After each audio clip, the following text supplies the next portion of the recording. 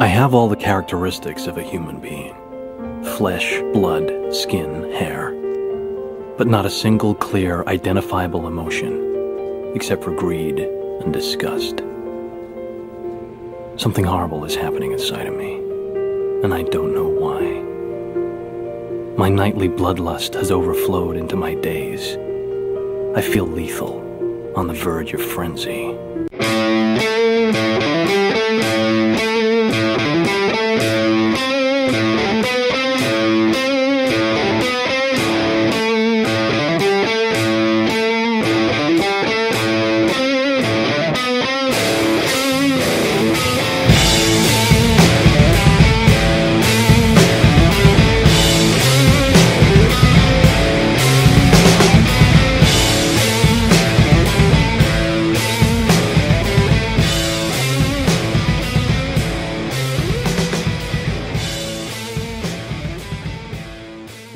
Podding in your cast, casting in your pod. Pod, cast. Can you hear me? I think we're good. Yeah? Yeah, I think we're on.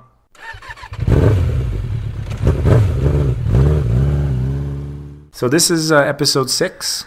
Six. Episode 6 of Fire in a Hole. Still alive. We're still here. We're still here. We're still doing our thing. And I don't know if our fans... I'm going to just assume we have fans now. Fans? Or one singular fan? I know at least 2 people that I know listen to the show. Shit.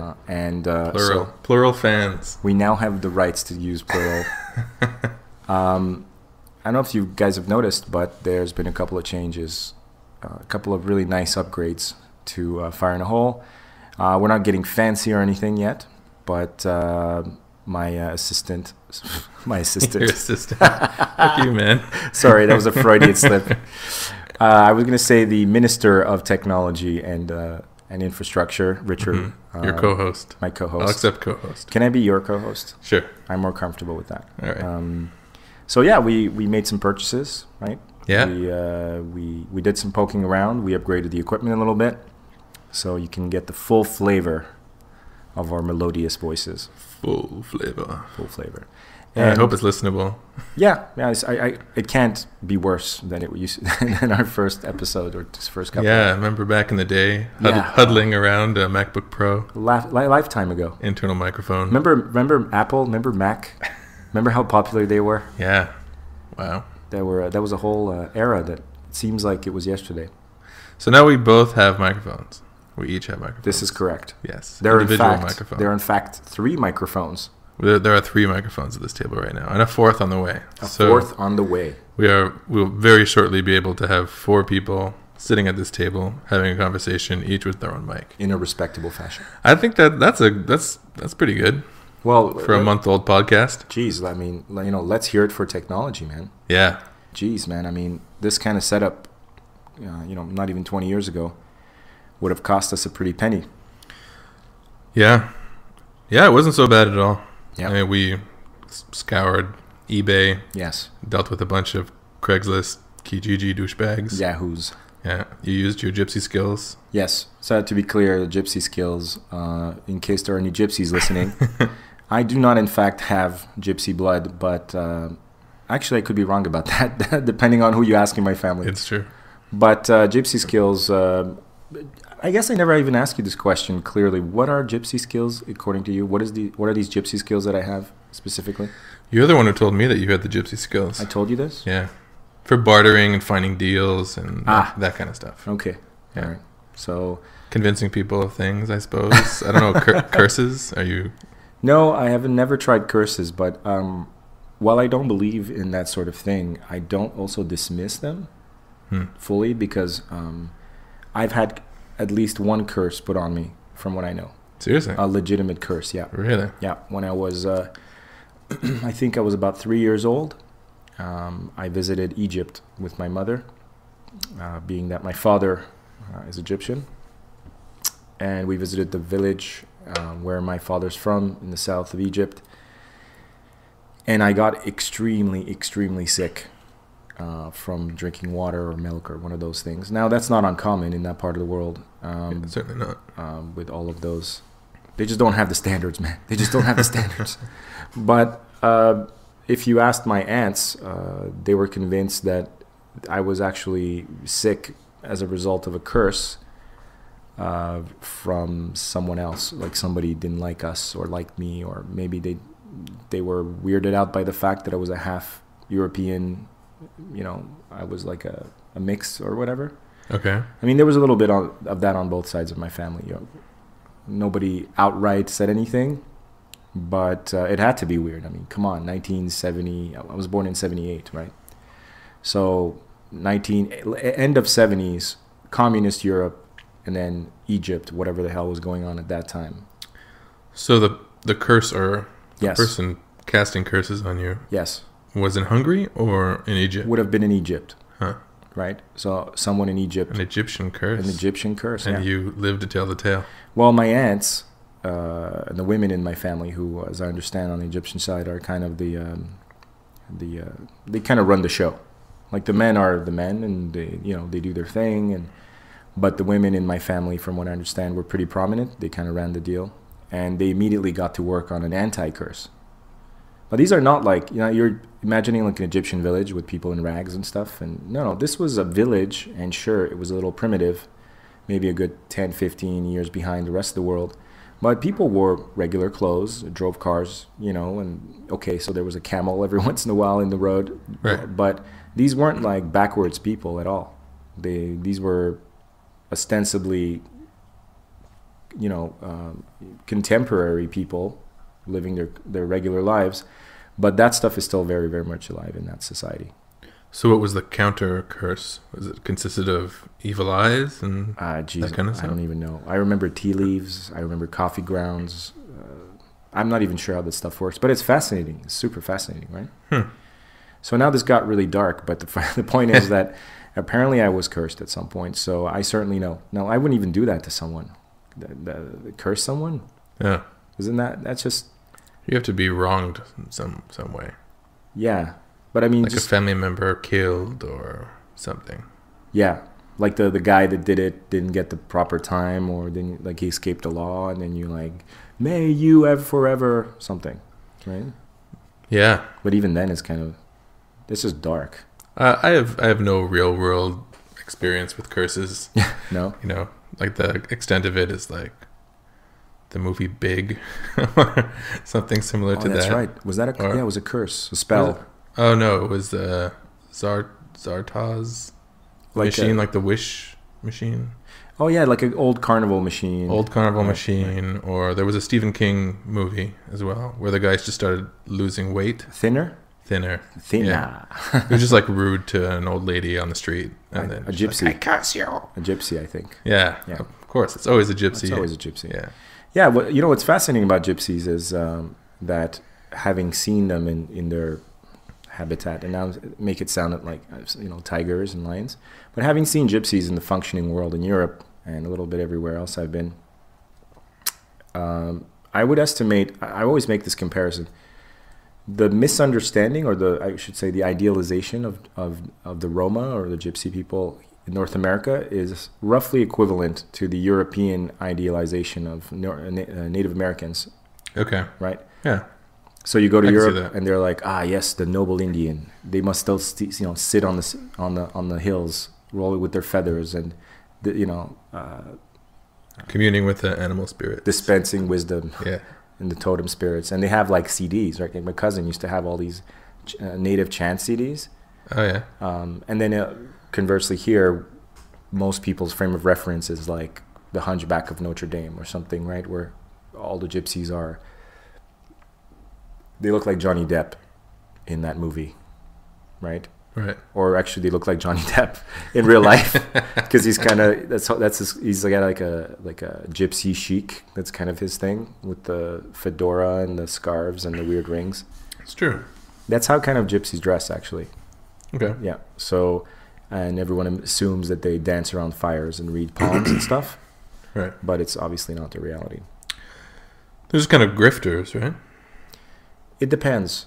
They're still the travelers, mm-hmm. right? They're still the ones that live on the outskirts of town in trailers and stuff. Right. and petty crime and poverty and such. But you've got now like a class of gypsies that have sort of integrated, Okay. and you'll see them on like the Hungarian equivalent of like American Idol. They dominate, obviously, everything that is related to singing and music. So yeah, you can throw whatever stereotypes you want about gypsies, and they may not all be true. But the music thing, I have seen it with my own eyes. Like it's in their blood. It's ridiculous, right? Like 4-year-old children playing the violin. There's just a really strong musical tradition in that culture, Very cool. and yeah. So it's pretty cool. I don't know how we got this far. Oh yes, my gypsy skills. Gypsy Forgetting skills. equipment. But what's interesting about this whole thing is how even today in the 21st century, 2016 soon, the magic and belief in magic, the belief in the supernatural is still hasn't really faded, even from the most developed societies. We still have psychics, we still have astrology, horoscopes. Horoscopes are astrology, aren't they? It's the same thing? Yeah, Yeah, okay. I think so. So we have all that stuff, the stars. Numerology. Reiki. Reiki? Yeah. Oh yeah. Well, is that like a pseudo thing? It's not legit? I think so. Yeah. Really? Yeah. I'm certainly no expert on the subject. Oh, it's like a energy thing where you don't touch the person, but you're like yeah, combing like their you're energy patterns or something. something like that. You're Okay. giving them good energy or taking away the bad and chakras and that kind of stuff. Okay. I don't know. I don't Some know people what to believe in it. It seems a little woo woo for me. Well, you used to, you used to do kung fu, right?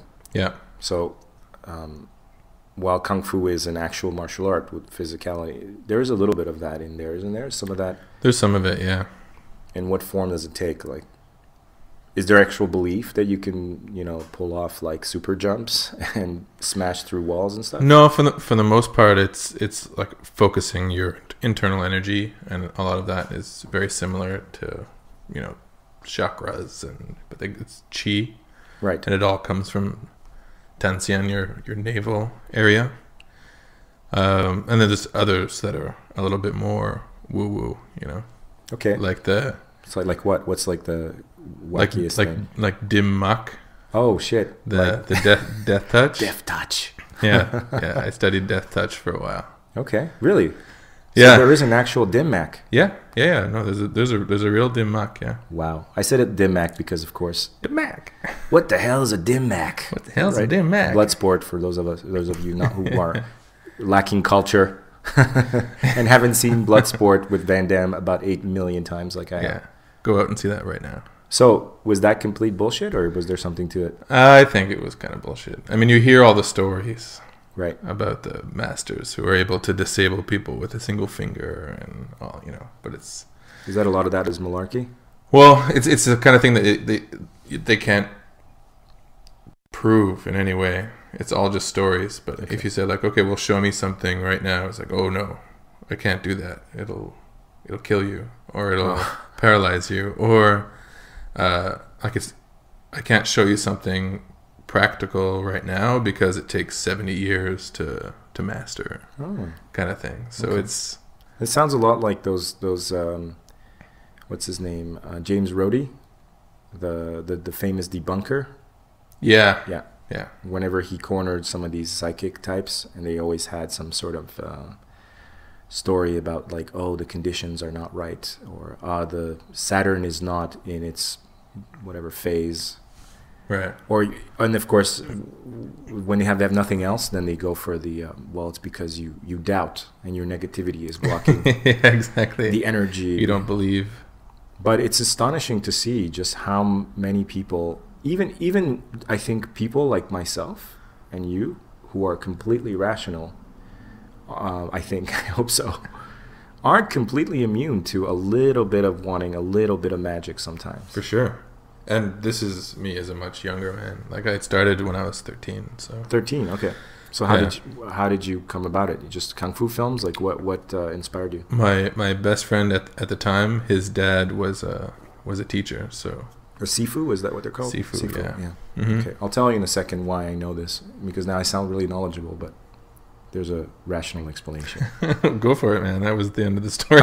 Was that the end of the story? Well, that's how I got into it. Okay, but and then why? I did it for like just because he was doing it, or it seemed really interesting. It seemed like I wanted to be able to defend myself, and it was a good opportunity to do something. Was that as far as doing an activity like that seemed pretty cool. Well, 13. And I did get a lot out of it.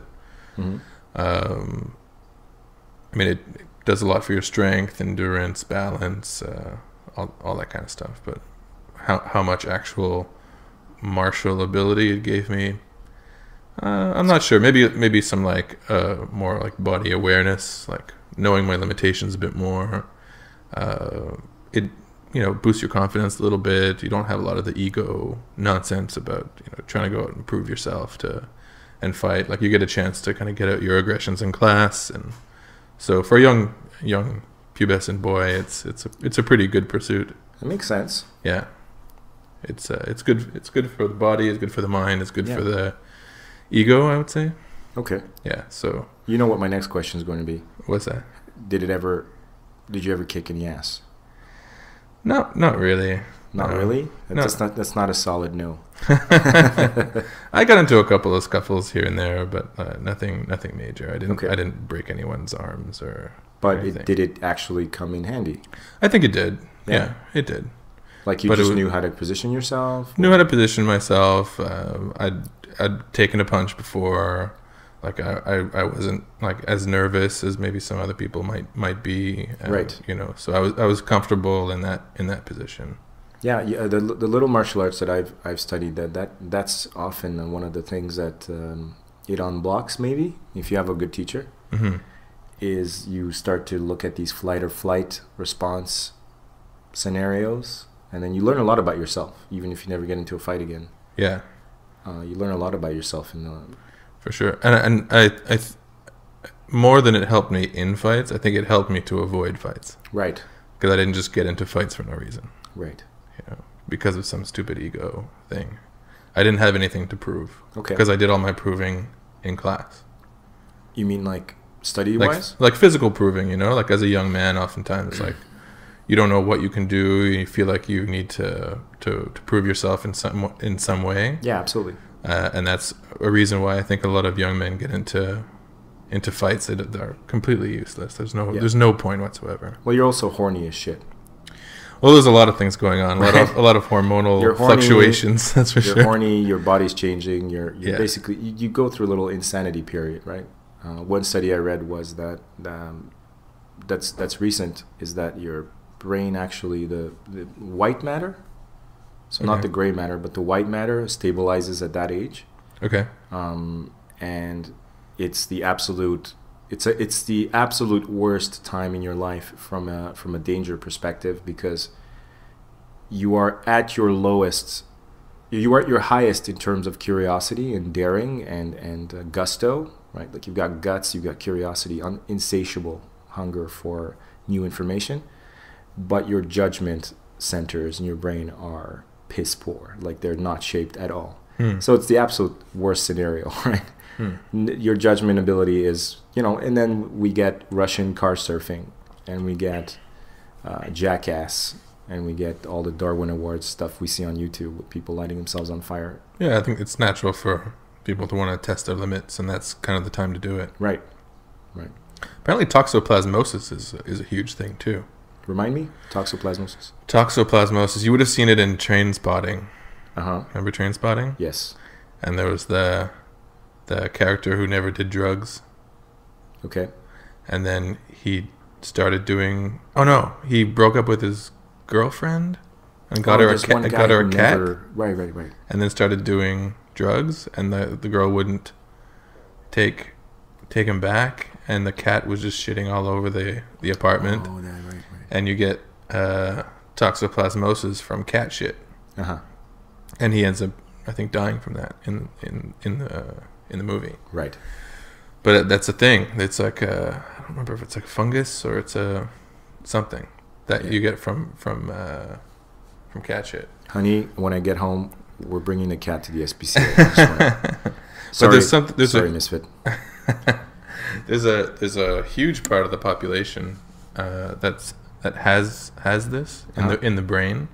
Oh, lovely. And apparently it changes your behavior. It makes you less. It makes you a little wilder. Like it breaks down any. What is it called? Like any of your inhibitions. Okay. Like your judgment to not do things. Okay. Like it takes that away. So people who have toxoplasmosis, a lot of people are in jail. Like a large percentage of people who are in jail have toxoplasmosis. I've never heard of this. They make bad judgments. I mean, cool, but horrific. It's weird. It's a mind altering. Virus. Yeah, and it actually works on mice. Okay. So if a mouse is infected with toxoplasmosis, it gets, I think, sexually aroused by the smell of cat urine. So rather, it overrides the mouse's fear of cats, and they seek out cat urine and end up getting killed. What the fuck? and eaten by the cat, and then the cat has toxoplasmosis, which then I don't know, something. There's some cyclical nature to it. I need to know if this shit can be cured. Literally, this shit can be cured. I don't think it can. Really? And there's huge. I think I heard something like in France, like 80% of people have it or something. Why aren't we not getting rid of cats? What the fuck? I don't know, but you know that guy who jacked up the price of that drug. Yeah, I'm not gonna look up his name because he should be forgotten. Whatever, that guy, the one that the internet got into an uproar, like 8,000% or something increase. So what was it? Yeah, 4,000 to 5,000. He went from $13.50 a tablet for an anti-infection drug that's commonly used for AIDS patients in the third world. So And toxoplasmosis. Yeah, it's not just an AIDS drug. It was all the headlines say AIDS drug because that makes for a better headline. Sure. But when he was talking about it, he was saying it was for treating toxoplasmosis. Okay, so it can be treated but not eliminated. Apparently, but I don't think think there's a cure. And that was one of his justifications, was saying like it doesn't work that well. Okay. It's because it's an older drug, and they essentially haven't revisited how to treat toxoplasmosis for the past, I don't know how many years, 50, Jesus. 80 years, something like that. So he was trying to justify the increase in price by saying that they would then be able to afford to do some research in order to improve its... Yeah, I don't know, man. That's pretty fucking thin. Yeah, and 4,000%, like, kiss my ass. Yeah, I'm not defending the guy. But that was his line, is what? Yeah, that was his line. Yeah. Right. Okay. Well, be that as it may, toxoplasmosis. How did we get this? I don't know. We were talking about magic. So just like a public service. Public service announcement. So wash your hands if you're emptying out your kitty litter. Yeah, empty out your cat right now on the pavement. No, don't do that. I think that's one of the reasons why they advise against having pregnant ladies. Yes. Emptying the kitty litter. Yes, that which we totally observed in my family, right? Right. I think that's the reason. Now I'm just thinking, or one of. Anyway. I'm just thinking, why is it that even in our house, why do we even have a cat? And if you saw my cat, if in fact you may have seen my cat. I have seen your cat. My girlfriend was saying the other day she was like really pissed off because the cat had done something, I don't know, probably pooped. And she has a deficiency in her brain, maybe from toxoplasmosis. Misfit does? Yeah, since I found her in a shelter like years ago. She has that weird deficiency where she doesn't bury her business. Oh, okay. But she does the motions. It's really fascinating. She just like claws the air, or will like go like put on a little concert with the side of the litter box, like for like 10 minutes, or just claw the air. So some part of her brain is aware that she's supposed to do this clawing motion. Yeah. But it's somehow disassociated from the idea that she needs to cover up her deal, right? Her whatever she just misses every time. Every time. So every time she gifts us with, every time she does her thing, it's awful. Like one of us has to run to the litter box and bury it. I've never had a cat before, so there's a big difference if they don't. Bury, I guess. Yeah, okay. yeah. We even have a special litter box that looks like it looks like the Skywalker Ranch house, the igloo. Okay, it's got a top on it. Yeah, it's shaped exactly like the Tatooine farmer's house. It's got that igloo entrance. Yeah. And the cat can barely get into it now because she's so fat from neglect. And I just feel horrible right now just talking about this. But essentially, the cat does nothing all day. And I'm not even sure why we have cats. Why? What do cats normally do? I guess they run around the house and chase ghosts or whatever it is they do with their tail, or they bring you back a bird every once in a while, if you let them outside. But there's no real interactivity. I mean, there's the crazy cat lady people, or there's a possibility to interact with a cat. I'm not saying that. But as a creature, it tends to be far less interactive than, say, a dog that needs like this constant upkeep. I mean, they wash themselves and they kind of mind their own business and they sleep a lot. So, yeah, it doesn't really make a lot of sense. But after a while, you just basically end up keeping the cat because you've had it for the last 15 years or whatever. I might have got one if I wasn't deathly allergic to them. Right. So your deathly allergies are saving you from another potential crazy parasite thing. Deathly is probably an exaggeration. Okay. Well, certainly I've seen you affected by it, and it's not fun. Itchy eyes and it sucks. Sneezing and whatnot. Okay. But my heart doesn't stop or anything. Thank God. Yeah. No, and some people, allergies, like that's a whole other thing that freaks me out. Like, how back in the day, there was that one little girl in the school that everyone knew about. That if she came anywhere near like peanut butter cookies or whatever, then it was the whole school stopped and then emergency and they carried her out or whatever. And now it seems that in the last 20 or 30 years, everyone's got allergies. Everyone. More and more common. Dust allergies, air allergies. You hear people are like, some people I know, their kids are allergic to fruits. How messed up is that? I'm allergic to fruit. You're allergic to fruit? Yeah. That's messed up. Well, not like deathly allergic to fruit, but okay. So what happens? Like I'm deathly allergic to a couple of nuts, and because the fruits are in the same family, like I can eat them, but like I'll get like super itchy mouth. Like it's really just not worth it. No. Yeah, nuts are like a common one, right? That's a pretty old one.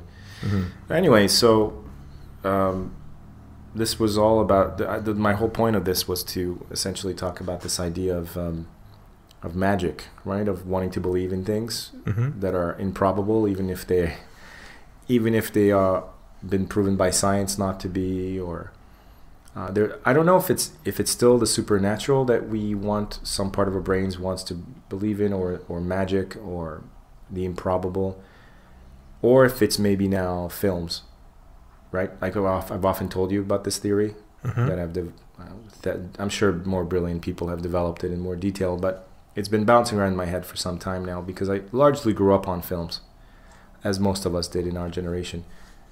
Absolutely. And maybe myself a little bit more than others because I grew up in a single-parent home. My mom was absolutely amazing, but she had to work, right? So that left me by myself here and there. And so, yeah, I knew how to make friends, but, that wasn't always a possibility or whatever. So I just ended up watching a shit ton of films. And, I love them too, right? And I've told you before, I have this idea how I think that this generation, or these couple of generations that were really, really impacted by film, not just television, right? Because television is even before that, but really films. And then home video, I think, which made a huge, huge impact on our society that we don't really, I don't think we haven't studied it or thought about it that much. Followed by the DVD era, which had, again, another effect, which maybe we can talk about.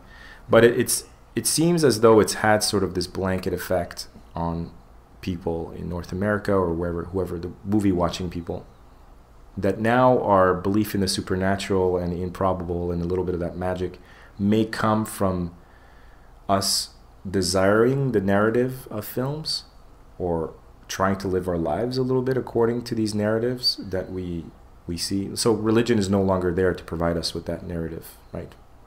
It's not there. It's been broken, or it's been disproven, or just people are not all on board anymore. And even those that are sort of in the back they're kind of doubting the actual supernatural elements of it, and it's becoming more faith and spirituality and things like that. But I think that film has kind of become a religion in the sense that it's become. I think we really are looking at today a society that wants to play out their lives like films, or they want film moments, right? We were all kind of taught that these moments would happen to us at some point.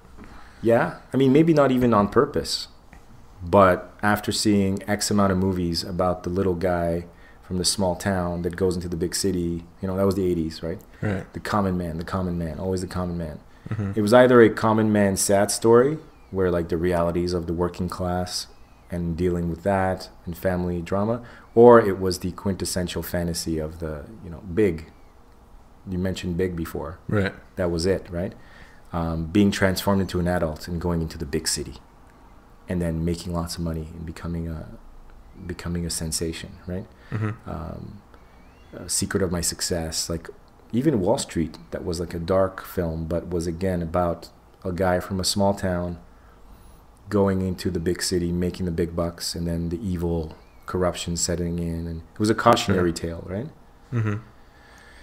So I don't know. I think maybe a few generations, a few decades of that have maybe imprinted on us. We think that that's how. You know, we talked about how sometimes we feel disappointed. Yeah. There's this whole disappointment when things don't go down in a film fashion. Exactly. Like Revenge of the Nerds kind of style. Yeah. I mean, look, when you told me about Kung Fu, what was the first thing that I asked you immediately? I was like, okay, so was there like a fight? Yeah. A big boss fight. Right? Because now, yeah, I took down the bully of the school. There you go. Immediately I wanted to... With one finger. He's dead now, but... My thoughts and prayers go out to his family.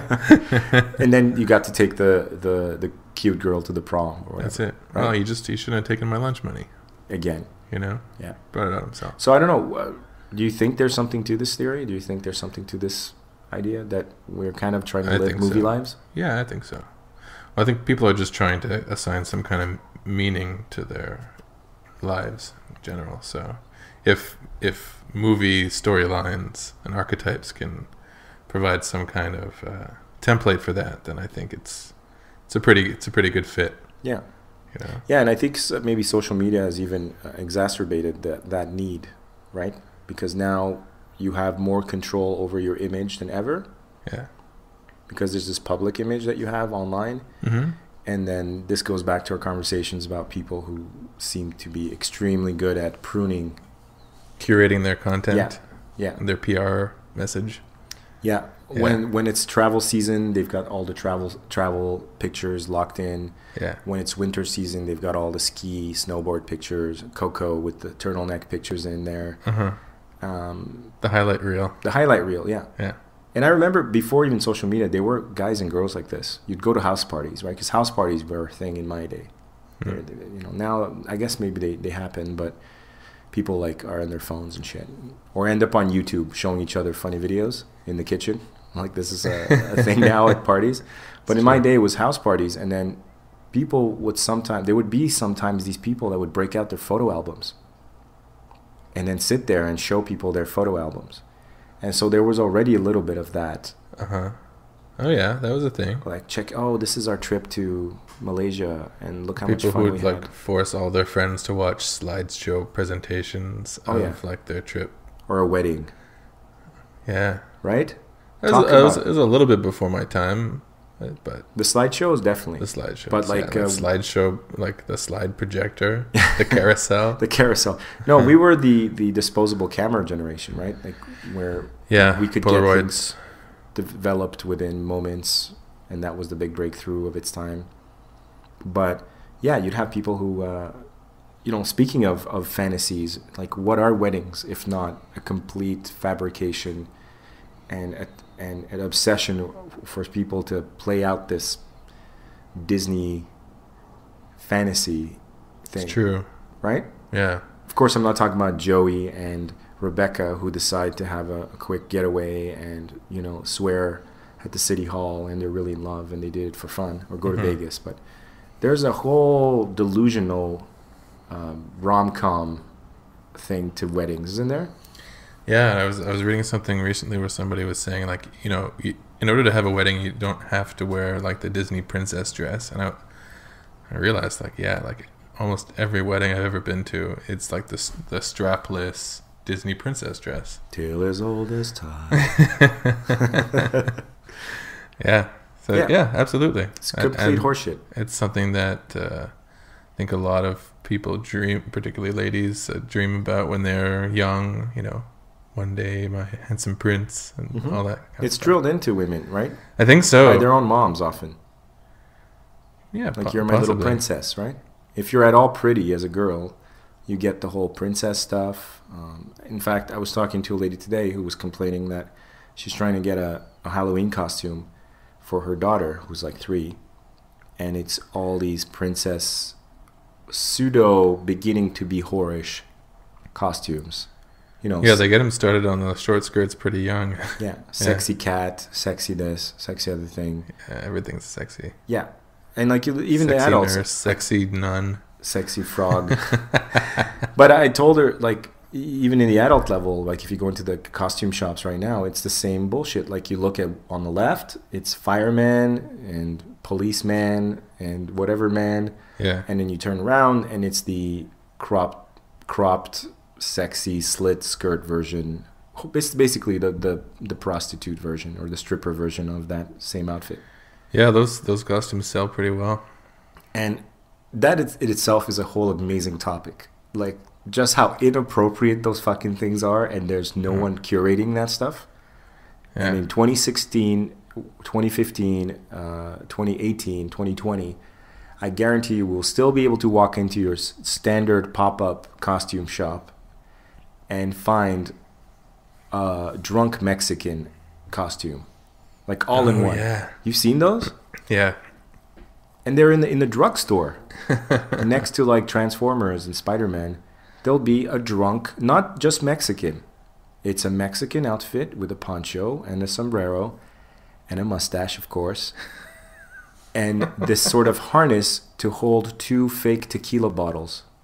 Jesus. And it's incredibly offensive. I'm not even so Mexican. Racist. Despite appearances. Honorary Mexican. Honorary Mexican. But I'm just like, how is this shit still possible? Yeah, that's insane. Right? I was at a company as well. Like, we had it was like Cinco de Mayo or one of these things, and they were giving away like fake mustaches and let's all be Mexican. And hats. Yeah, exactly. Like this is kind of racist. Like actually, I went. There was like, guys, it's kind of a little racist. No? Yeah. No? Are we doing this? This is a thing? We're still really? It's hard with anyone? With Mexican with Mexican stuff. It's a little bit hard though, because Mexican restaurants, even when run by Mexicans, it's true. They kind of play up the stereotype, right? Yeah. They'll do the mariachis, the wrestling masks. Yeah. If it's your birthday, they come out and they put little sombreros on mustaches and everyone. Yeah. So they don't mind parodying their own culture, right?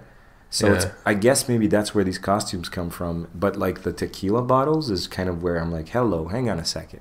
Mm. And if you're parodying yourself, I mean that's okay. I feel like that's somehow better. But yeah, Although inappropriate costumes are now becoming like a trend, right? Is it? Yeah, like since the OJ trials. Yeah. When OJ was in trouble. Yeah. That year, the most popular costume, the one they could not make enough of, was a bloody fake football shirt with the mask and the knife. Oh, God. And then once that passed the test, right? Once the sellers of that junk did not get shut down immediately, it now became a thing. The floodgates opened. Yeah. Now you got, like, I literally saw a costume with a priest costume with a dummy kid sewn into the front of it to make it look like the kid is going down on the priest. Like, this was a Halloween costume. I have seen that. You've seen it, right? The picture, and they're high-fiving each other and laughing, and they think the guy behind them is dressed like Osama bin Laden, and then it was one of those parties. Hitler was probably in the bathroom at the time, right? Hitler and Mussolini and Stalin were probably playing cards. And you were saying there was no good parties anymore. And I was saying... Well, I don't know, man, but I guess what I'm saying is that it's just become ridiculous. And I think to come back to the wedding situation we were talking about, that there is definitely this delusion that we know it's an illusion. We know it's a delusion. We know it's fantasy, but it seems like we want to impose it over our lives to give it some kind of structure, maybe? Maybe. I don't know. Like, even I feel happy sometimes when things come out in a movie-like fashion. You do know what I mean? Yeah. Has that ever happened Yeah, to you go through some hardships, and then you really got to buckle down, and then it's the highlight reel of, like, working hard, like, The montage. I need a hero. Yeah. Yeah. Yeah, like this idea of whenever you get down on yourself and then you're like, okay, I'm going to pick up the pieces now and I'm going to train and I'm going to go into that job interview tomorrow morning and show them my sass and my... Like a Rocky montage, like workout montage starts. It could probably be traced back to Rocky. Rocky's probably one of the most defining movies of our time for that. It created pretty much that formula, didn't it? Yeah. You get kicked and kicked again. I just want to be left alone, and then given no choice, you climb out of the muck. Yeah. And everyone loves you at the end. Why do we fall? Why do we fall? But I see it all the time. I see it all the time. The way that I've even seen disappointment in people's faces when something didn't play out movie-wise. Like I'll tell a story to someone. I'm like, yes, I go into the store. Okay, I'll tell you a story right now. Right, that sounds like it should be a cinematic, but it doesn't go anywhere. Okay. So I went to vote Monday like everyone else. And by the way, you should see the hilarious tweets about our new prime minister. It's all looks related. I saw some. People can't get over how good looking he is. And, like from Africa and other people, they're like, oh really? Their immigration is going like already. The numbers are going up. Single women are like running to Canada because they've seen the picture of a topless Justin Trudeau. This is happening as we speak. Wow. Right, so I go into vote on Monday, and then the voting station is like, there's a few lines because you get paired by different districts and addresses. And I go in with my voting card, and it was really quiet for some reason. Everyone was really quiet, and I decide, I like to joke around. So I just said to the girl, "Yeah, I'm here for the American Idol tryout. This is the American Idol line, right?" And then everyone just cracked up, right?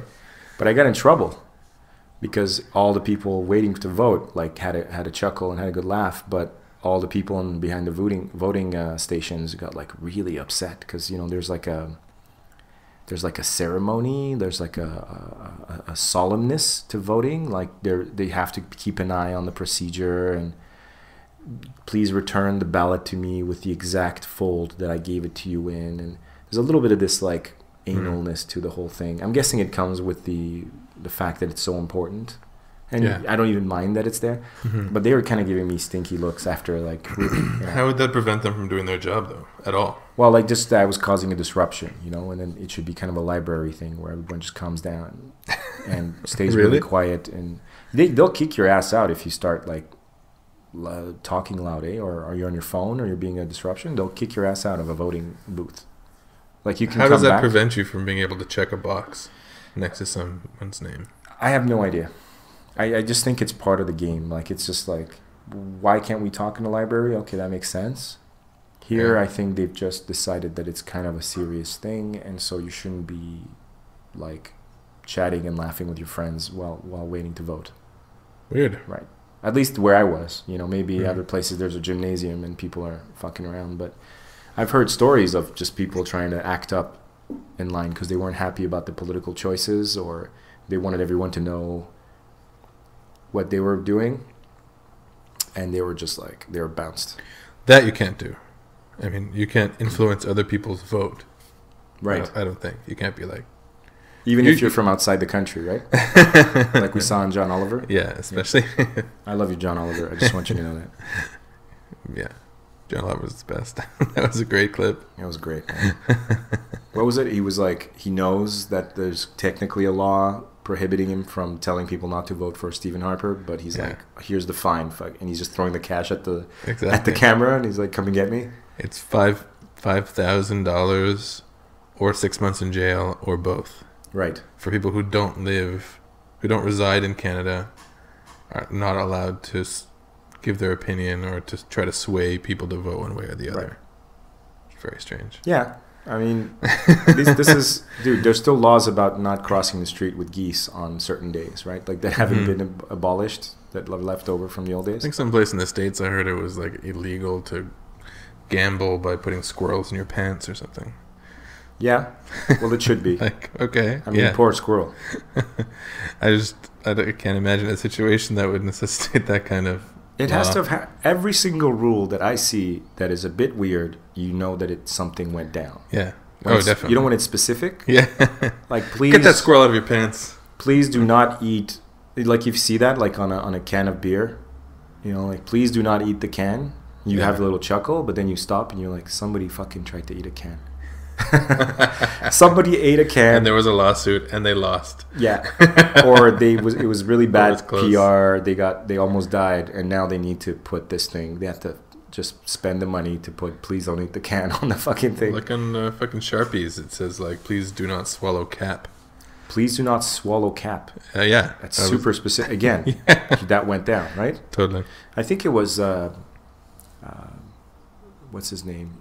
That brilliant comedian of the heyday. He passed away now. He was the original political curmudgeon-y old guy, and his name is really obvious, but it's not coming to me now. Ponytail, beard, old guy, talked a lot about politics. Sure. He talked about like how Americans love to bomb brown people. That's a thing. That's a tradition. He said this really incendiary stuff during the 70s and 80s. He's got a bunch of shows, and his name doesn't. He was in Bill and Ted.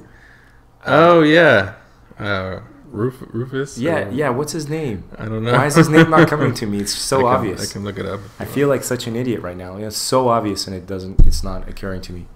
Please look it up so I can move on from this embarrassing moment. I want to say Carson Daly, but obviously it's not fucking Carson Daly. It's not Johnny Carson. It's George Carlin. George Carlin. Jesus Christ, the brain he is. He does have a ponytail and he does have a beard. Yes.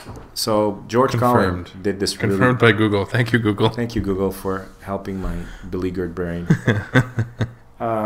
He had a really good bit about that, about this idea of.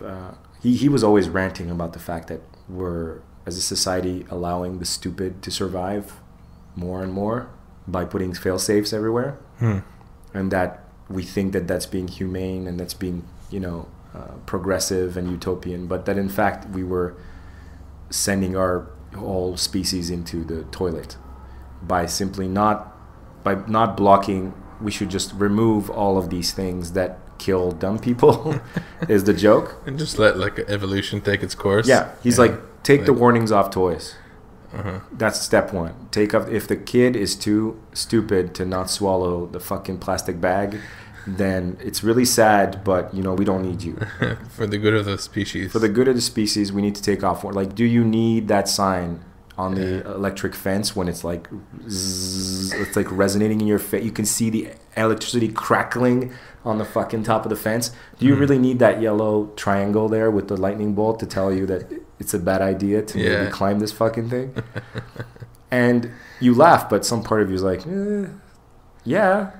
Yeah. We've removed the natural process, the natural selection process. Yeah. This comes back to your kung fu thing at the age of 13, right? The reason it probably felt so good for you at that time is because we used to, when we were a tribal society, this was, for men especially, there were these rites of passage, right? There were these tests. Like, of course, some of them were absolutely brutal and unnecessary, like... Fire ants, the glove of fire ants. And right. Shit like that. Or like some native tribes, the young men, the young warriors, they played like the old version of lacrosse. And from what I understand, it was basically, you had your little stick with the net on one hand, but you had your tomahawk in the other one. And they literally like fought and brained each other for supremacy, and that's how they worked out their issues, and also that's how you proved yourself a man at that stage of your life, right? Or you get dropped in the middle of the forest with nothing. Yeah, and figure it out. Yeah, Figure it Right? out. If you make it back, then you're a man now. Yeah, If you die, then you die a child. exactly. Yeah. So you start to think about this, and you think that it seems like our human problems, and maybe I'm doing exactly what I mentioned and applying like a film structure to this whole thing, but maybe this is some sort of a struggle, our race. Maybe our whole history, our whole struggle as a race is to figure out when to favor survival and evolution, and when to stop things with our science and our technology because they're hurtful, right? So we use it to block diseases that would otherwise have naturally swept and thinned the herd. Mm-hmm. Now we have a population problem. But certainly no natural predators. No natural predators. Because that's the thing, is that life is supposed to be hard, Right. and people who don't make it through the struggles are the ones who don't make it, and then the rest of the group is stronger for it. Right. So the people who have the genes that allowed them, or the means to allow them to overcome, it's their progeny that will, propagate. Yeah. Yeah, it's tough. I mean, the easier life is, then the more difficult that is. I'm sorry making a lot of noise, but I need another beer. Like, the easier life is, then Yeah. the more of those barriers we're removing, I guess. Yeah. And then that opens up fire in the hole. Fire in the hole. Fire in the hole. Fire in the hole. Yeah, I mean, I think we could probably do a whole podcast just on that subject if we wanted to.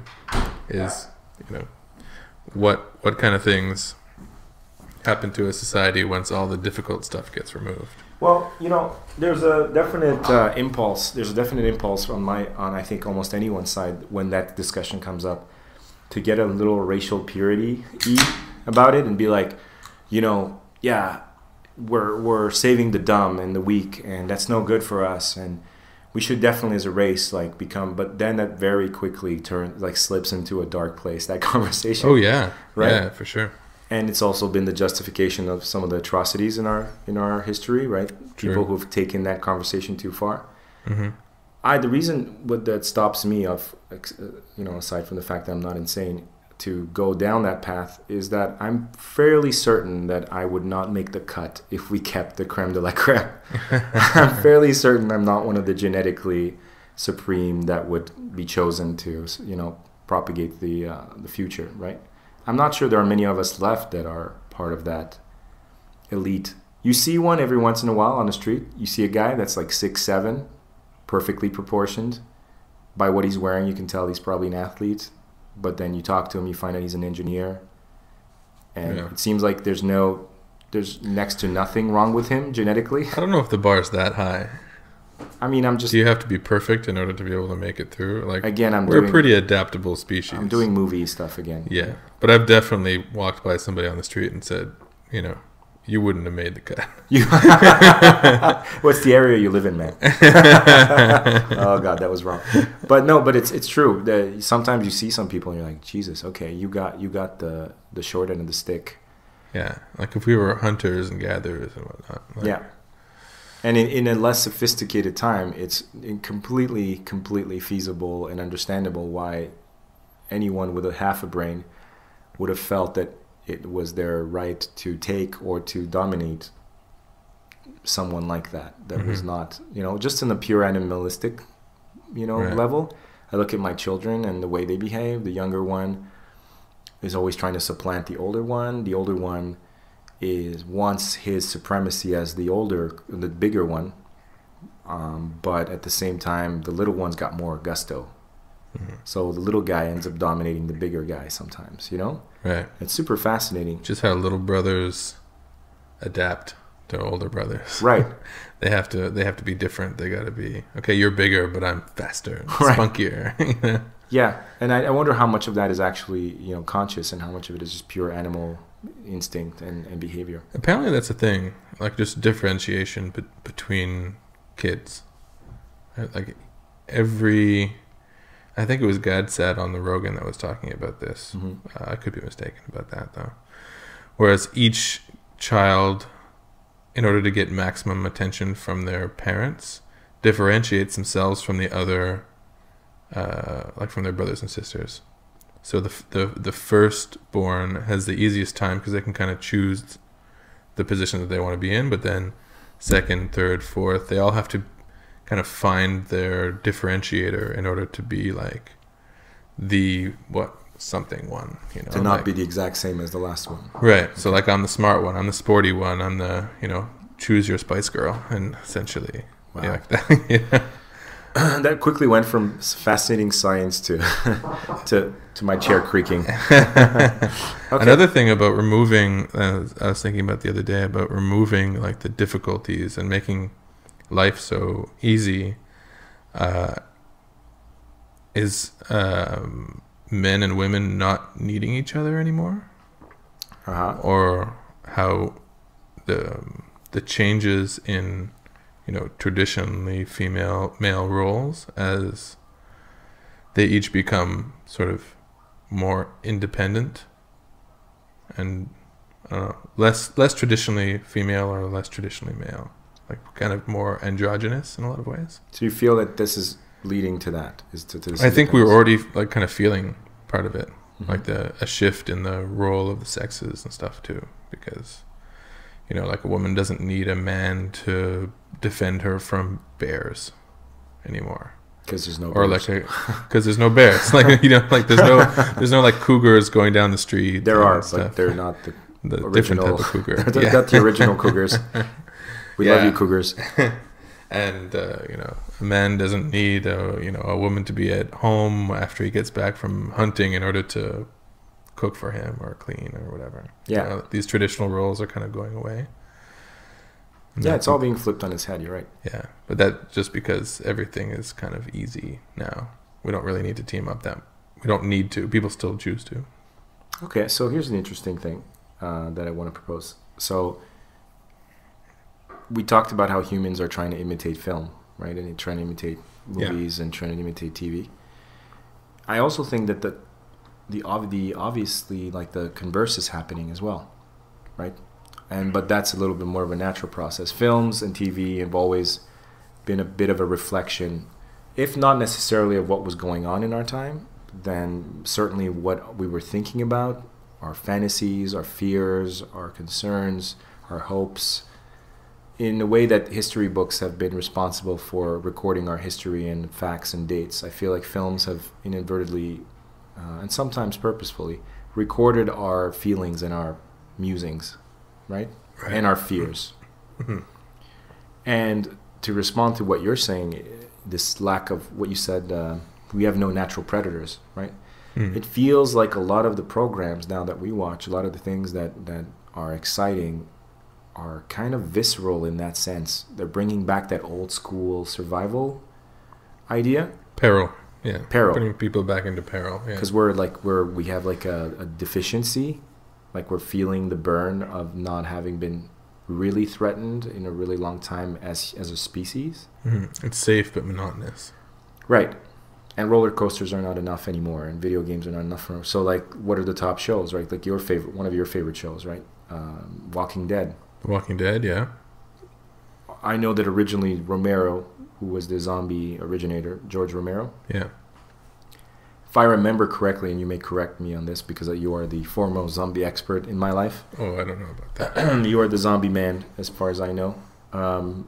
He conceived zombies as a pastiche or as a metaphor for like brainless consumerism, right? Yeah. I think that was the original idea. I think so, yeah. He wanted to sort of speak out on what he saw happening in his generation.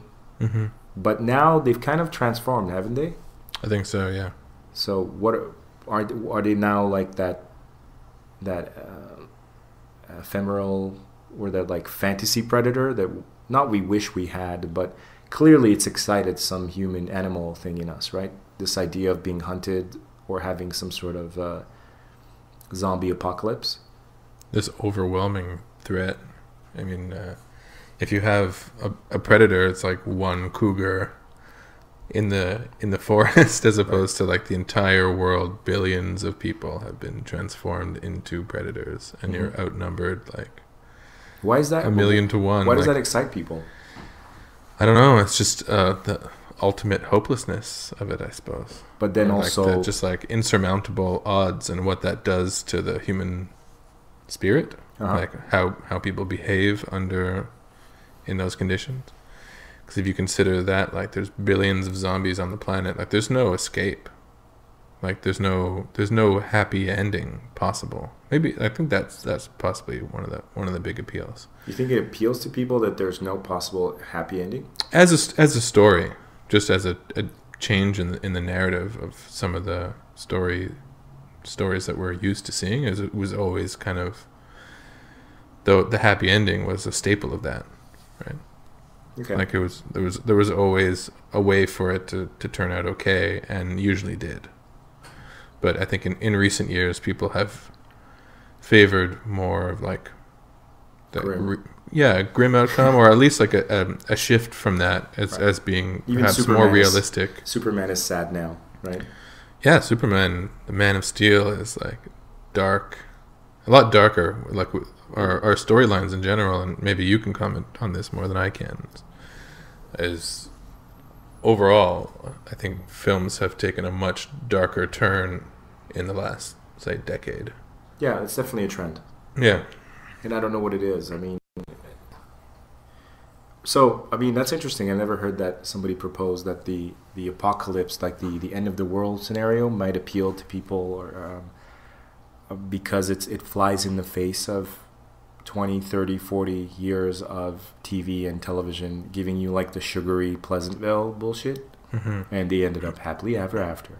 And they're like, no, life is terrible, and people are connecting with that idea. Like, I never thought about it that way. That's interesting. Well, it says something interesting about the human spirit, I suppose, of to try to continue living even when there's no point. Right? There's no possible way it could turn out okay, but you might be able to live till tomorrow. Right. Is that worth it? Is it worth it to stay alive while suffering rather than give up the ghost? Right. You know, and what once all hope is lost, like does that bring out the best or the worst in characters? And oftentimes you have both within those storylines. Right. You have champions and you have monsters. Yeah. I think that was one of the...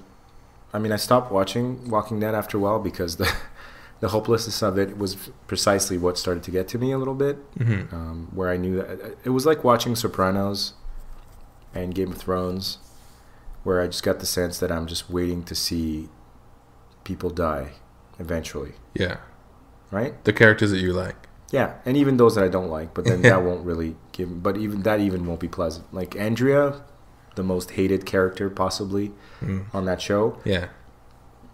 When I sort of heard that she finally bought it, and then like I watched up to that point where she bought it, I didn't get any satisfaction off of it.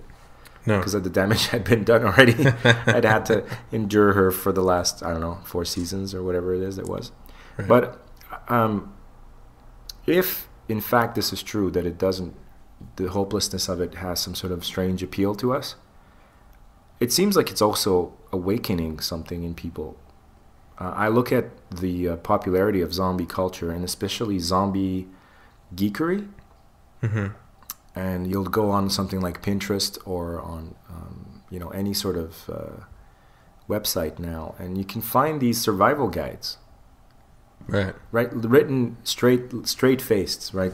Like not in like any what to do in case of a zombie apocalypse. Yeah, and it's not like a wink wink, nyuk nyuk kind of book, right? It's a straight up. It's written with the same approach and seriousness as if this were an actual possibility and threat. There are people actually preparing for zombie apocalypses.